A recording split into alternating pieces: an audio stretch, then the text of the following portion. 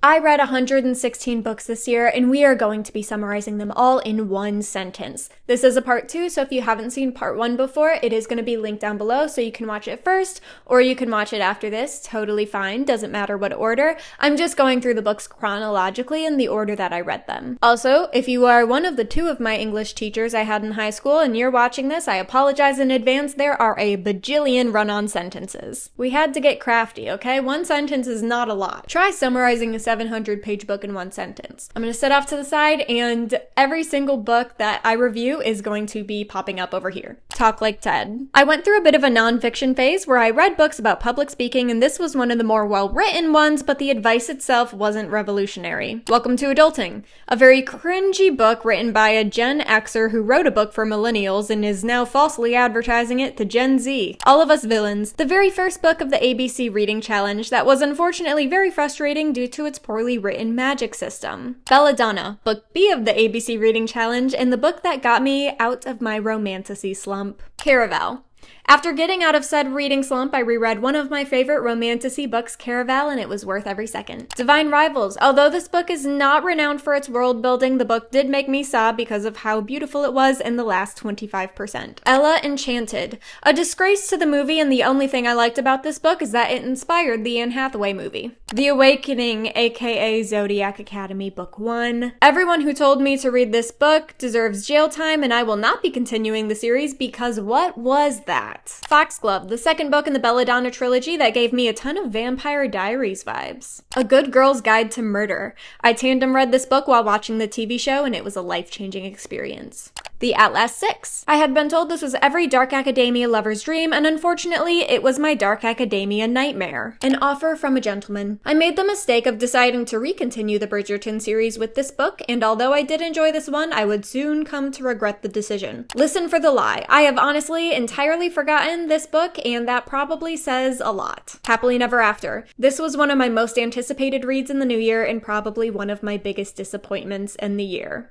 If He Had Been With Me. This book simultaneously healed me and ripped my heart out, and if I start thinking about the book too deeply, I will disassociate, so we're just gonna move on. Harry Potter and the Sorcerer's Stone in English. It was September 1st, and the crisp air started to smell like fall and a Harry Potter reread. Harry Potter and the Chamber of Secrets. Might be my least favorite Harry Potter book, but I still read it in a day, and I think that says a lot. Jacobi. This is the worst Sherlock and Watson retelling I have ever read. Harry Potter and the Prisoner of Azkaban. My favorite of the early Harry Potter books, and the one that started to get me hyped about the more book-accurate TV show. The Kissing Booth. Dare I say I enjoyed this garbage. Legend. A trilogy I've wanted to reread for years, but have been putting off because I'm afraid to be disappointed, but I am happy to say I was very pleasantly surprised. The Ministry of Time. I had been looking forward to reading this book for months, and it would have sent me into a reading slump had it not been for the next 2 books. The Assassin's Blade. Rereading this book to make the entire plot recaps that you should totally watch if you haven't already. Harry Potter and the Goblet of Fire. The next Harry Potter book in the reread that recovered me from said book slump. The No-Show. A book where you will hate the main character for 90% of the book, and then a huge plot twist will change everything you thought you knew. On a Night Like This. I was obsessed with the first half of this book, but then it became a romance book in the second half, and it actually ruined the book for me. I need a break for water. Hold up. We're halfway through. Prodigy. The second book in the Legend trilogy, which was also just as good as my middle school self remembered it to be. Powerful. A novella after Powerless, and the only reason I have it marked as read before Powerless is because I read both books in tandem, and on the timeline this book does end first. The Queen's Assassin.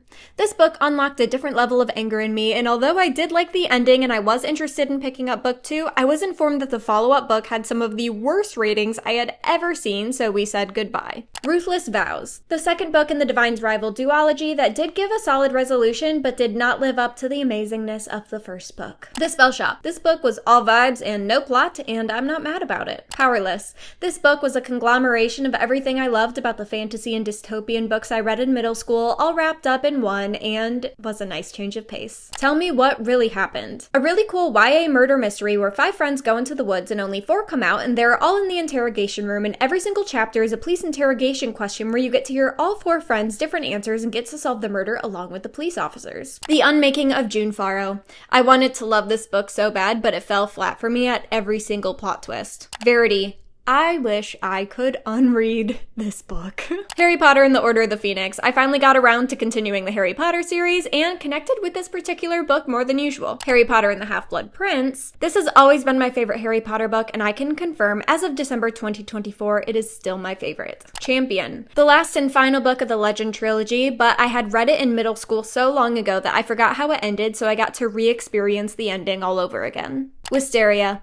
The most stunning resolution to the trilogy that made me determined to make 2025 the year of romantasy books. XOXO. This was quite literally the only book I could find that started with an X to read for the ABC Reading Challenge, and I have so many regrets. You May Now Kill the Bride. Although I did enjoy this book, it did indeed confirm for me that I will 10 out of 10 always choose a YA murder mystery before I pick up an adult murder mystery. 0 stars, do not recommend. 5 stars, I absolutely do recommend so long as you like random quirky apocalyptic plot lines. You Make It Feel Like Christmas. This book turned me into the Grinch. All I Want for Christmas. This book turned me into Krampus. Royal Holiday. This book turned me back into the Grinch, and maybe my heart grew a couple sizes, but I also learned that Christmas romances are just not for me. Romancing Mr. Bridgerton. This is the book that reminded me why I quit reading the Bridgerton books, but I did not listen to my intuition, unfortunately. Reckless. This was such a fun follow-up to Powerless, with a wild plot twist at the end that has me highly anticipating the final book in the trilogy. To Sir Philip with Love. This was the Bridgerton book that finally knocked some sense into me and is the last Bridgerton book I will ever read. Harry Potter and the Deathly Hallows. I don't know what was in the air when I read this book because it has always been an emotional one for me, but it hit different this time and I was sobbing actual streaming tears on more than one occasion. Good Girl, Bad Blood. The second book in the Good Girl's Guide to Murder trilogy that wasn't as amazing as the first, but it still gave me a fun modern day Nancy Drew vibe. Every Heart a Doorway.